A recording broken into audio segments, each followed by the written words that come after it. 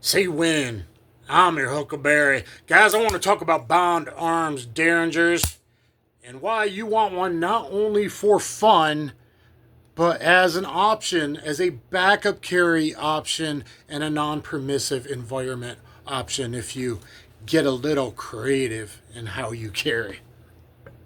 And what I want to show you guys is how I've been using it here in the lighter pocket of LAPG. LA police gear, I think it is, stretchy pants in the dark color, so you can also pocket carry and no one notices. But I feel like this gives, no one's going to get here. I don't necessarily want it back here, though I do keep an 8-shot speed strip back there.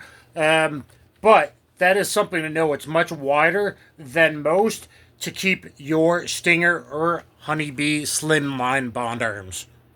And while we're doing crotch vision, these jeans were recommended by John at Asp.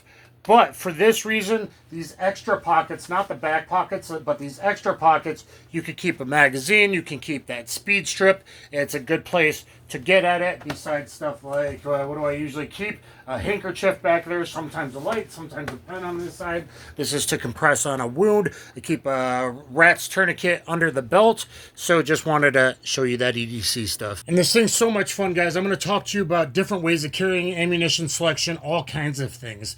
Here, as a backup in the ankle, it's made in this holster attached to the boot. The original SWAT Alpha Defender, I have a video on that, fits in there perfectly. So this is the Stinger Fireball, meaning longer B6 grip.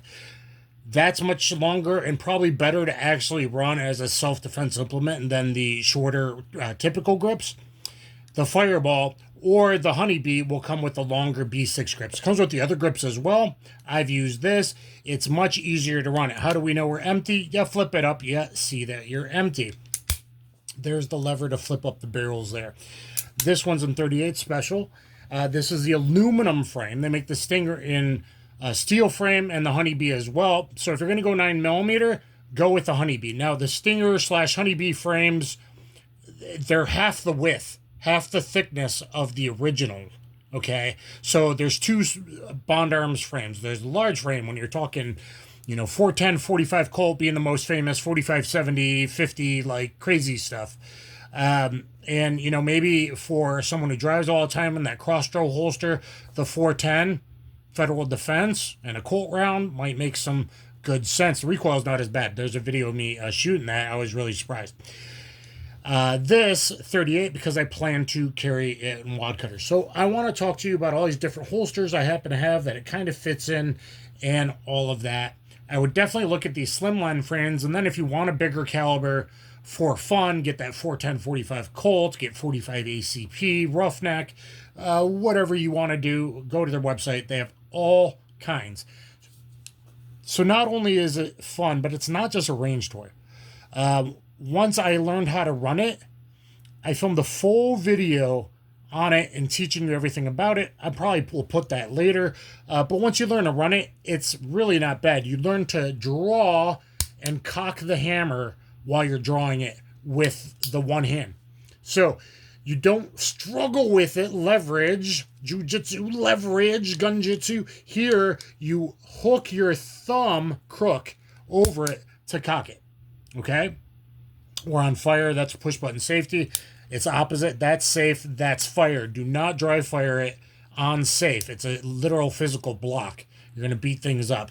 Only dry fire off safe. I've done it a bit. You should probably really be using snap caps, but it's not going to destroy anything. So again, we're empty. I can do that. So you cock, and if you need a fire, you don't want to get grip up high here where it interferes with the web of your hand. You want to be down low. Fire, the revolver grip, fire, cock, here. Again, cock on the way, shoot, back off, you need a fire, cock, fire. Now the two-handed hold's fine unless you go up to like the really huge stuff, and then you might get a little trigger guard bang, but don't worry about that in a life and death situation. Was I joking? No, I wasn't joking. There's NPEs, like I might lose my job, but it's not the most important job in the world. And then there's NPEs, and then there's like some legal liability, and then there's like, oh my God, legal liability. Could I put this in a jock strap? Sure. This is the aluminum lightweight frame. It says 14 ounces online. I'm getting 12.8 unloaded and 13.8 ounce loaded with these copper-plated full wadcutters from Precision One that both Gun Sam and myself have tested. Look at my Paul Harrell tribute playlist. Please subscribe. Go in there. Lots of revolver stuff. A lot of ballistics testing to see how much deeper these penetrate than lead wadcutters do. So good for two-legged and four-legged defense. Gun Sam even shot him through a windshield. Good stuff. The other round I'd look at as a long bullet, .728 long lead hollow point from PPU. You probably have a 50-50 chance if it hits ribs, and because it's slower velocity, because of how much travel there actually is, that actually helps ballistically terminally here, that it will very likely tumble. And I think it's 0.728 long. That's some real damage. And you can choose which barrel to shoot first. We'll get to that in a bit. So the Alpha Defender and these jeans make this like a no-brainer. If you carry a 9mm, get the Honeybee and 9mm steel frame. You don't want 9mm in this. Even the 158s, the recoil's a little stiff. It can be done, but I would set wadcutter up on the top barrel first and then a long one underneath. Usually want the bottom barrel to fire first. We'll discuss that more in a bit. Holster-wise, let's talk about inside the waistband. Fits in this Cardini holster that will fit something like a Taurus 856 or a J-frame and stuff like that. The Relentless Tactical Boys plug-in it. They won't send me a new one. I plug them all the time because it fits literally everything. Sort of works in this sidekick. Not really. Not the best. Keep talking Uncle Mike's D sizes for ankle holster. I've never tried it. I was given this. But a D frame probably means with most of these older companies, a Colt D frame, Colt Detective Special. So if it's Colt Detective Special, which is also the same exact size as a Taurus 856, if you didn't know, basically, it'll fit it. This came with something else you'll see soon. If you like Colt Detective, stay tuned, because I got something even more rare than a Colt Detective, based on a Colt Detective that looks like a Colt Detective, made in another country that you don't know about. I just got it with this. Don't put it in there because now it's got a little bit of rust on there. So there is, some holsters for you. Not very good here in this Uncle Mike size 4. It comes out of my pocket all the time. Not awesome. Much better is the DeSantis MK for pocket carry. And the whole point is look at it as a real thing. If you're not carrying a backup gun, I have a video, Ask Rebuttal 9 Reasons to Carry a Backup Gun. If you're watching my channel, if you're subscribed, you probably take things halfway seriously. There's no excuse not to get something like this, even if it's mostly fun, and then carry it with you, especially the slim frames. Now, get one of the bigger ones, whatever, carry a backup gun. But with something friggin' 13.8 ounces loaded, which that's going to be pretty easy to carry in a jock strap, smart carry, or Thunderwear, any of those things as well. There's no reason not to. And especially you snub carriers, if you carry a 38 special, I'm telling you, this is the way to go. And especially these jeans. Like, if you're just going to pocket carry, well, hey, man, maybe you get made and they're taking your primary gun, robbing you. I gotcha. 2 for sure. Okay. So, let me keep talking some holsters here. I got a bunch of more holsters. This actually works really well in the pocket as well, or under the belt with belt pressure under the belt buckle. This one works. This one works in the pocket. I just tried really well. On the belt, you could something bigger like this for more RFT. It's a little harder to get to. If you put it at the right distance, this one actually was very fast because it's kind of lined on the inside. So they make a bunch of different ones that work really well. Also, Mika's pocket holsters. So NPE, like, I don't want to get fired for my job. Well, for a typical revolver grip, you're too worried about, like, especially if you got to wear a tucked-in shirt and not have a long black shirt draping over it, but you got to wear a tucked-in polo kind of thing. That's pretty blocky, like a cell phone. Okay, like, you're not going to get made.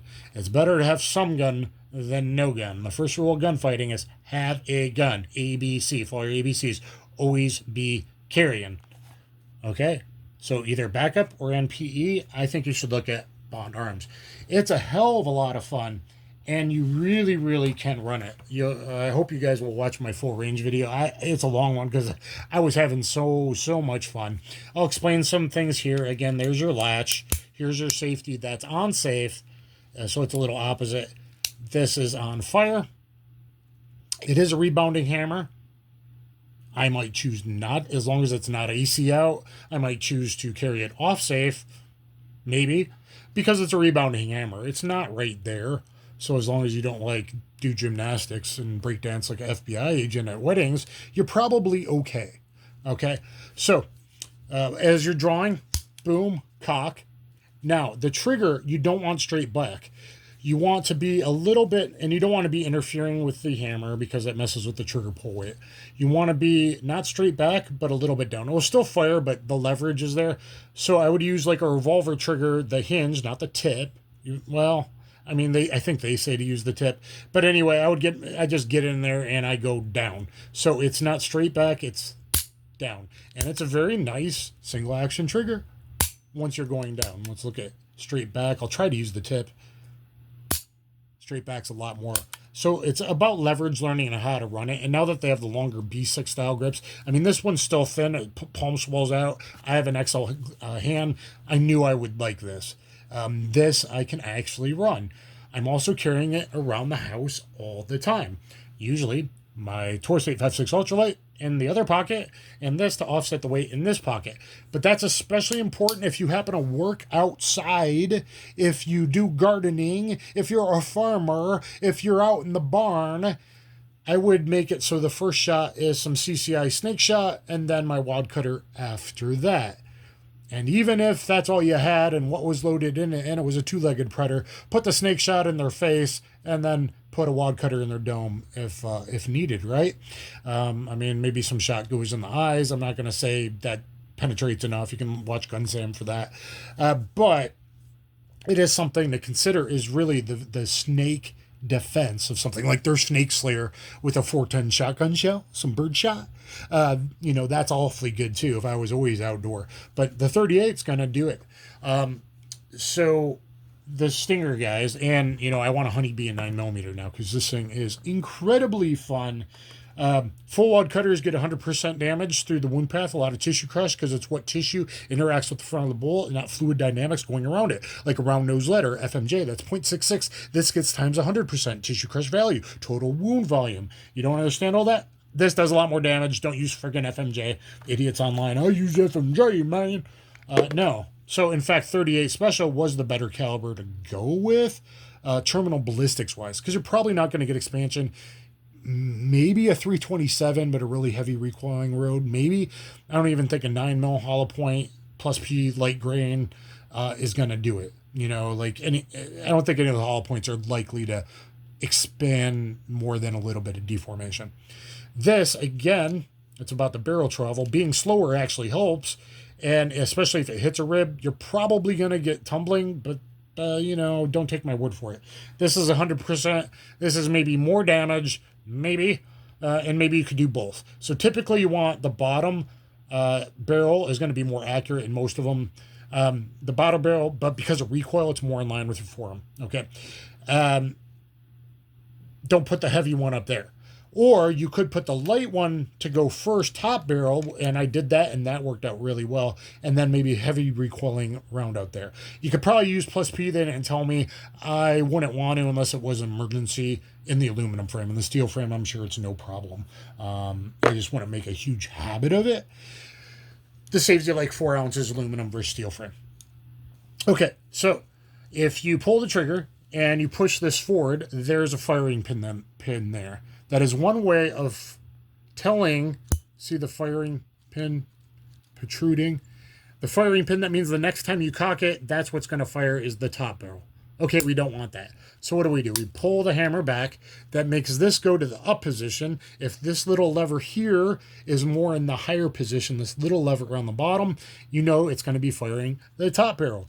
We do that, and you can pull the trigger, push it forward. Oh, yep, just to double confirm, it's going through there. So I now know if I load, and it's inverted, if I load, this barrel will be the one, well, it's going to be the bottom barrel that fires first, but I can load which one I want to fire first, in the bottom barrel. And you could do the opposite, like I talked about. So that's how to run the Bond Arms. And honestly, on the draw, especially from this little watch pocket from these LEPG pants, as I'm drawing, boom, boom, boom, boom. It's not slow. I mean, I'm not as fast as other things, but it's not as slow as you think, especially, I think, with the B6 grips to get the lever to really manipulate it. So a hell of a lot of fun. I'd really like I said, a honeybee in 9mm someday, maybe. You know, that 410, man, and that Federal Defense, it didn't recoil that much. Having a 410 Federal Defense followed up by a 45 long Colt is pretty friggin' awesome. So check out Bond Arms. I hope this answered some of your questions. I hope you watched the log video. Please like, share, subscribe. Guys, always comment, always comment, always comment. Please, I need the comments so other people see it. You know, this type of content is hidden. Oh, yeah, made in Texas, Granbury, Texas. Made in Texas by Texans, a good company to support, and they seem like good guys. Thanks, everyone. And